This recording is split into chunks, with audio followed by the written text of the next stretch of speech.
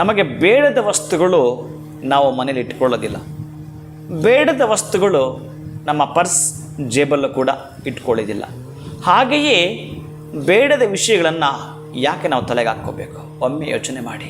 ನಿಮ್ಮ ಬದುಕಿಗೆ ಸ್ಫೂರ್ತಿಯನ್ನು ಕೊಡುವಂಥದ್ದು, ನಿಮ್ಮ ಜೀವನದಲ್ಲಿ ಒಂದು ಅದೃಷ್ಟವನ್ನು ಬರಮಾಡಿಕೊಳ್ಳುವಂಥದ್ದು, ನಷ್ಟದಿಂದ, ದುಃಖದಿಂದ, ದುಮ್ಮಾನದಿಂದ, ಖೇದ ಭಾವನೆಯಿಂದ ಹೊರಗೆ ಬರಲಿಕ್ಕೆ ನಾವು ಏನು ಮಾಡಿಕೊಳ್ಬೇಕು? ಪರಿಶುದ್ಧತೆಯ ಪರಿಪಕ್ವತೆಯನ್ನು ಪಡೆದುಕೊಳ್ಳಬೇಕಾದರೆ ಈ ದಿವಸ ನೀವು ರುಕ್ಮಿಣಿ ಸತ್ಯಭಾಮ ಸಮೇತ ಶ್ರೀಕೃಷ್ಣರ ಪ್ರತಿಮೆಯನ್ನು ಅಥವಾ ಫೋಟೋ ನೋಡತಕ್ಕಂತಹದ್ದು ಅಭ್ಯುದಯವನ್ನು ಕಾಣುತ್ತೀರಿ. ಹಾಗೆಯೇ ಇವತ್ತೊಂದು ಚಮತ್ಕಾರ ನಿಮ್ಮಲ್ಲಿ ನಡೆಯಬೇಕು ಅನ್ನುವಂಥವರು ಸ್ವಲ್ಪ ದನಿಯ ತಿಂದು ಹೋಗುವಂಥದ್ದು, ಸಾಧ್ಯವಾದರೆ ಯಾರಿಗಾದರೂ ಕನ್ನಡಿಯನ್ನು ದೇಗುಲಕ್ಕೆ ಕೊಡಿಸುವಂಥದ್ದನ್ನು ಮಾಡಿಕೊಳ್ಳಿ.